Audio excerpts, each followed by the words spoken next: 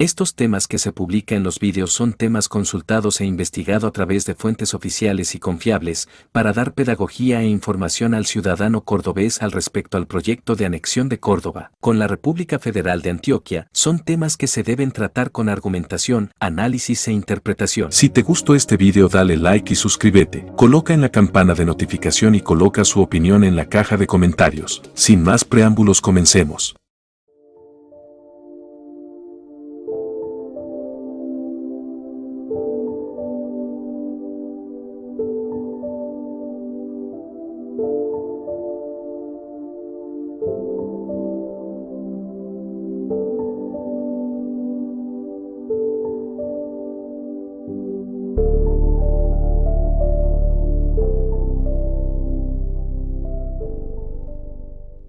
¿Qué tal mis paisanos? Que espero que todos estén muy bien. Hoy vamos a hablar un tema que hemos estado tratando en los videos anteriores, que se trata de nuestro libertador de José María Córdoba.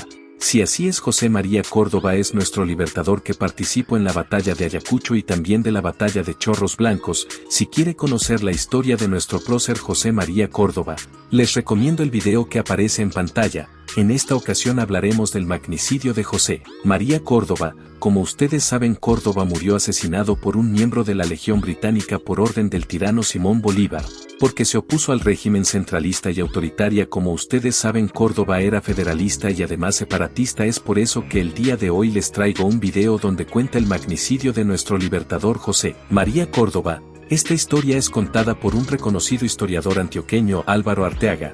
Esperas que te pongas cómodo. Sin más preámbulo y comenzamos. Vamos a tratar en este tema lo que es el asesinato del gran general José María Córdoba, el libertador de Antioquia. Eso ocurre el 17 de octubre de 1829. Pero antes de eso tenemos que hablar qué fue lo que sucedió. Bolívar se encontraba en el Ecuador, en Guayaquil. Bolívar, antes de estas fechas, había mandado a Córdoba que trajera a su amante, a Manuela Sáenz, la acompañara directamente desde Perú, porque a él lo habían echado del Perú, y que se la trajera a Quito. Entonces, en ese viaje ocurrió que Manuela Sáenz le llevaba ganas sexualmente a José María Córdoba, y este no le paró bolas.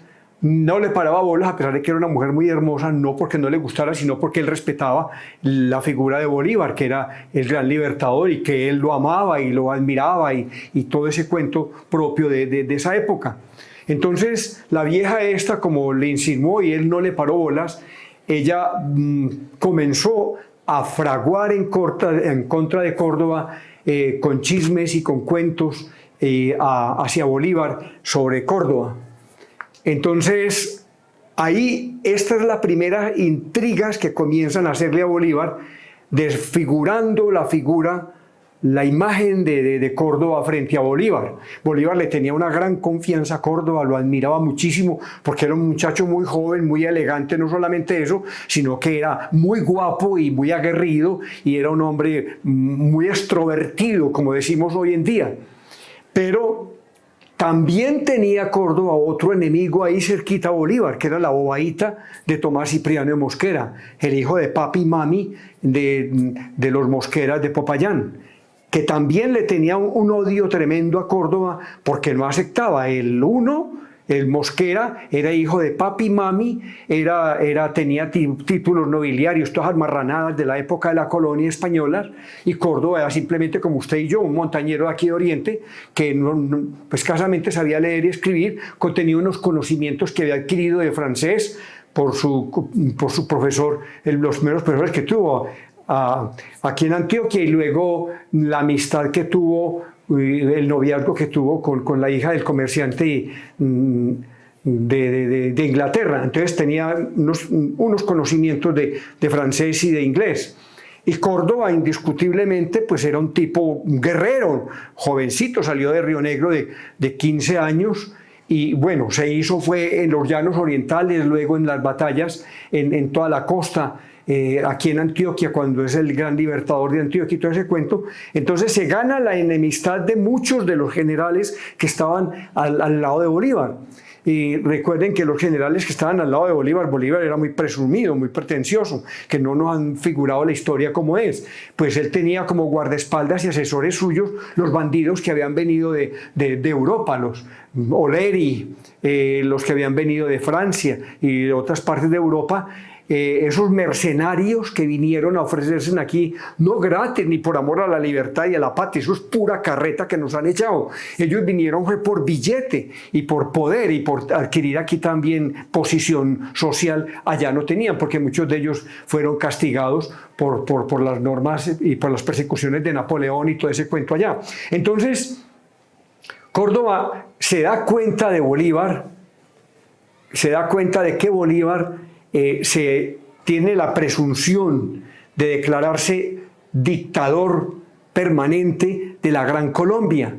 Pero Bolívar también tenía unos enemigos cerquitas a él, que eran los famosos generales Páez en Venezuela, Flores, otro venezolano, un faltón, un traidor en el Ecuador. A Bolívar ya lo habían destituido en el Perú. Y Sucre era el que propiamente el protector de Bolivia, de la República recién creada. Y en Colombia tenía Bolívar, pues ya tenía muchas partes donde estaban en contra de él, como era Obando y algunos de ellos que no compartían la dictadura de Bolívar. Santander estaba en contra de Bolívar, de su dictadura y sus presunciones de declararse el gran dictador de la Gran Colombia. Entonces, ¿qué es lo que ocurre? Envenenan muchas de esas personas cerquitas a Bolívar en contra de Córdoba.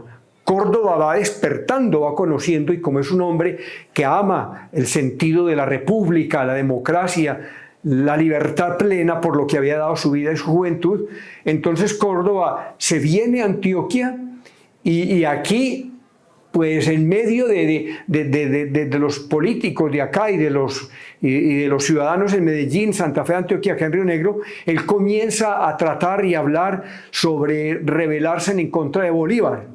Y ya había pasado la noche septembrina, entonces recuerden que Córdoba también trataron de enredarlo en ese cuento. A Santander ya lo habían desterrado de Colombia.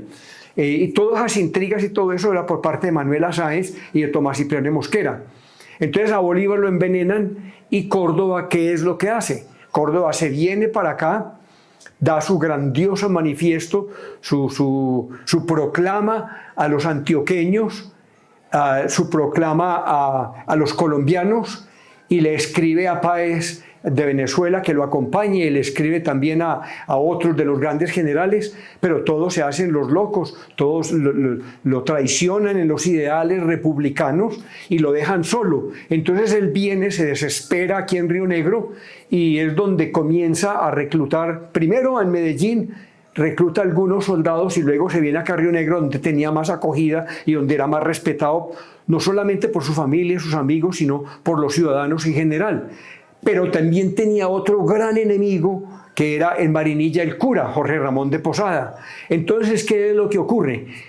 Córdoba, como les digo, hace su gran manifiesto escrito, le escribe una carta a Bolívar en la cual le manifiesta que lo quiere, que lo ama, que lo respeta, que le reconoce su señorío y su grandeza, pero que no le acepta que se proclame como dictador de la Gran Colombia. Entonces, por lo tanto, Bolívar ordena a la Junta que había dejado en el poder en Bogotá, lo que era Urdaneta, un general venezolano también, que fue el que abusó como le dio la gana con el poder en la Nueva Granada. Entonces le ordena a Bolívar de que traten de convencer a Córdoba por todos los medios, primero, de que no se subleve, que Bolívar ya pensaba citar la Constitución de Cúcuta y que cuadrar todos los problemas políticos que tenían los enemigos que se le han formado en contra de sus presunciones dictatoriales. Entonces, muy bien, Córdoba se viene, se subleva y ahí mismo los traicioneros avisan al Consejo de Gobierno que había en Bogotá, presidido por Urdaneta. Y Urdaneta, al recibir la carta de Bolívar en la que le dice que suspenda, que trate de convencer a Córdoba, que trate de suspender esa situación, entonces Urdaneta, que detestaba, también le tenía cierto odio y envidia a Córdoba, aprovechan esa oportunidad y Córdoba definitivamente proclama la ira que tenía en sus propios principios de libertad y de independencia y de democracia y de república en contra de Bolívar, y se lanza a la locura de proclamar una rebelión en Antioquia, que ese es peculiar de nosotros los antioqueños. Somos muy rebeldes, no nos gusta tragar entero, no estamos de acuerdo con los poderosos que se empecinan y se adueñan del poder. Entonces Córdoba da todas sus proclamas en contra de Bolívar, de la dictadura, y se revela aquí en Río Negro. Aquí recoge a algunos soldados con su hermano y dos amigos muy grandes que tuvo, Marinillos, Pineda y Giraldo, y entonces trata de armar un cuerpo militar para comenzar a crear un ejército grande y darse la rebelión en contra de la dictadura de Bolívar. Las presunciones que tenía Bolívar también de ser proclamado rey, que ya lo estaba Urdaneta en Bogotá y algunos de los aduladores que estaban cerquita de él, y Tomás Cipriano y Mosquera, eso, querían que Bolívar se proclamara rey de la Gran Colombia, que eso es una cosa absurda, majadera, que nos la han escondido a través de la historia. Entonces Córdoba pasa a Marinilla.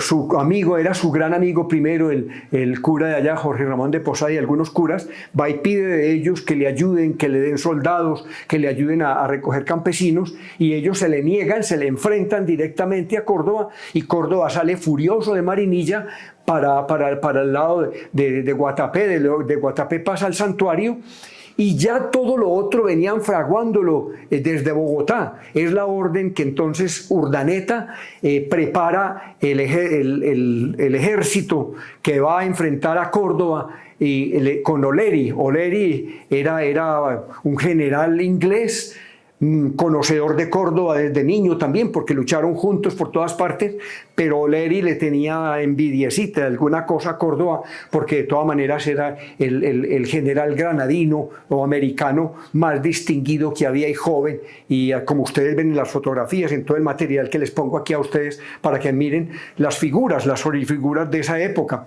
Entonces O'Leary es el que se encarga de venir con la Legión Británica a convencer a Córdoba. No, yo digo que es a perseguirlo, y traían una misión muy clara por parte de Urdaneta, era acabar con Córdoba a como diera lugar. Entonces el cura de Marinilla recibe a O'Leary con los 900 soldados, que eran todos mercenarios ingleses, todos irlandeses y europeos y franceses, y viene primero. Llega a Marinilla, el cura de Marinilla es el que traiciona la amistad con Córdoba porque estaba furioso con él, porque había tenido un encuentro con Córdoba en esos días, y es el que le señala a O'Leary dónde se encuentra Córdoba, en un territorio de Marinilla, que era el Santuario, que era una finca, como todos conocemos, cerquitica al Santuario. Allá no había sino una finca, una hacienda de uno de los fundadores del Santuario, con una pequeña capillita, y había dos o tres casitas, una de ellas que fue un granero donde guardaban las tierras, lo que producía las tierras, la agricultura. Beñapa en esa época estaban en pleno octubre, estaba en un invierno aterrador. Y qué pena contradecir los grandes historiadores de que han hablado sobre el Santuario. Yo no digo que eso fue una batalla, yo digo que eso fue una emboscada. Porque mire, el 17 de octubre, según los relatos que se conocen de los que participaron ahí, del hermano de Córdoba, de Giraldo y de Pineda, ellos habían pasado toda una noche por todos esos montes y selvas del oriente de Antioquia en pleno invierno. Entonces venían cansados, venían con hambre, venían con frío. Ustedes saben qué es el clima que nos pasa a nosotros aquí con este frío tan espantoso, y en esas condiciones habían pasado muy mala noche ahí, como habían arreglado ahí en el Santuario. Córdoba también estaba trasnochado, muy cansado parece también. Y cuando menos piensa, desaparece. Los que conocen bien el territorio del Santuario, como ustedes lo ven aquí aquí en algunas fotografías que les he pasado. El santuario es un huequito de la naturaleza muy hermoso, las montañas y eso, y donde está la plaza y el pueblo es un pequeño vallecito. Córdoba estaba ahí, había pasado la noche ahí, y cuando menos piensan Córdoba a las 9 o 10 de la mañana es que están rodeados por todas las montañas, por los mercenarios, por los bandidos que había mandado Urdaneta, el general Urdaneta, que gobernaba Colombia, mientras que Bolívar estaba en el Ecuador. Entonces allí es donde cogen a Córdoba, lo cogen cortico, como decimos nosotros, lo acorralan y comienza a haber una descarga fuertísima de munición, y tenían cañones y todo eso. Y Córdoba no tenía sino 300 muchachos mal preparados, eran algunos campesinos, como les digo, con hambre, con frío, trasnochados. Otros, los poquitos soldados que había traído de Medellín, muy poquitos lo habían querido acompañar, porque los otros se habían ido a favor de Bolívar y de la oligarquía que estaba en Antioquia, que ya querían era simplemente a Bolívar, ya no aceptaban a Córdoba. Bueno, entonces Córdoba, ¿qué es lo que sucede ahí? Eso es lo que llaman la famosa batalla. Yo vuelvo y le repito, eso fue una emboscada. Tenían una misión concreta. Oleri, que era el que comandaba eso, dio la orden de descargar directamente francotiradores contra Córdoba. Córdoba quedó herido en un hombro y en una pierna, le tumban el caballo, también cae allí. Entonces el pequeño granero que había allá en ese sitio al lado donde es la plaza, sirvió de hospital. Ahí había algunos heridos, como van a ver en algunos cuadros que les presento aquí en el material. Entonces los heridos estaban en las calles tirados y en las aceritas de la iglesita, de la hacienda y de esta casita. Córdoba se encuentra con su hermano, con Salvador. Salvador le dice que huyan y él no tiene condiciones como huir. Córdoba le dice que se vaya, que se venga para Río Negro, que salve a su mamá, porque Río Negro, Marinilla, estaba tomado todo por los mercenarios que había mandado Bolívar y Urdaneta. Entonces Córdoba se recuesta en un cajón que había ahí donde guardaban maíz y frijol y eso, y entonces descansa ahí porque se estaba desangrando por la pierna y el hombro, y entra sí, se estaba desangrando y se estaba mareando, cuando entran y preguntan quién es Córdoba en inglés. Entonces entra Ruperto Hans, un bandido que había mandado Oleri, y ese Oleri llega y le da la orden expresa que lo asesine. Ahí habían otros generales que no estaban de acuerdo que lo asesinaran, pero sin embargo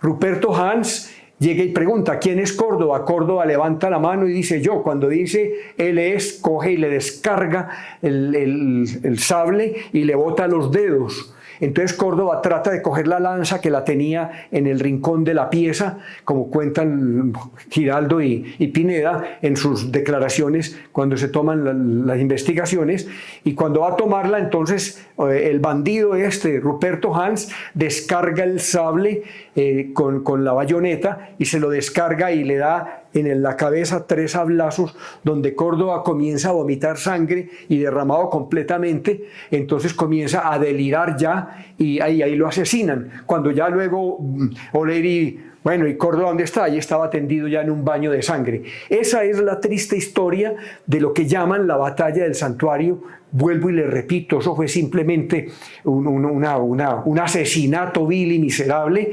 Miremos que, por ejemplo, el cura de Marinilla, si ustedes investigan bien, no le dio sepultura católica, como digamos en ese encuentro a los que cayeron ahí, que no fueron tantos tampoco, porque la misión no era sino asesinar a Córdoba, y cortando la cabeza la culebra se muere, y ese es el dicho que tenemos. Entonces ya le habían dado a Córdoba y ahí cae y lo asesinan. Entonces ya Oleri se viene a rimbombear a Marinilla y a Río Negro, donde es el poderoso enviado por Urdaneta, por los que gobernaban esto. Y bueno, imaginémonos todo lo que pudo haber pasado. Y en Río Negro ya tenían miedo, en Marinilla tenían miedo los ciudadanos, al ver pues ese mundo de gringos y de extranjeros y con armas y resueltos a asesinar al que se opusiera a ellos.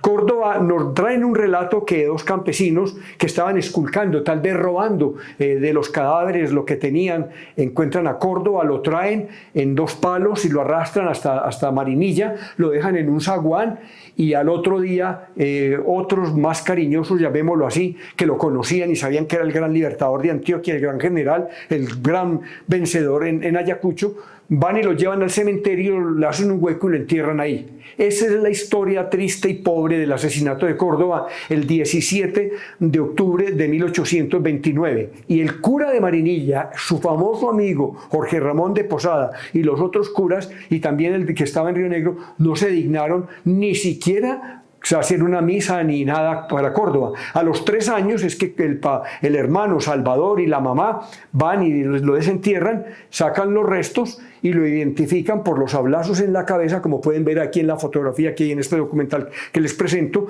del cráneo de él, y que le faltaban los dedos que le botaron cuando lo atacó Ruperto Hans. Y traen los restos y ahí sí le hicieron una pequeña ceremonia en la catedral, lo que es hoy la catedral, y guardan sus restos. Al frente de la catedral había una iglesita que se llama la Iglesia de Jesús, allí depositan sus restos hasta que ya por ahí en los años 1870 el gobierno nacional regala el monumento que tenemos hoy en la colina del cementerio, mal abandonado, mal tirado, como ustedes pueden ver, que está deteriorado por todos los lados, el abandono de las autoridades en Río Negro frente a este monumento y lo desagradecidos que somos los antioqueños frente a Córdoba.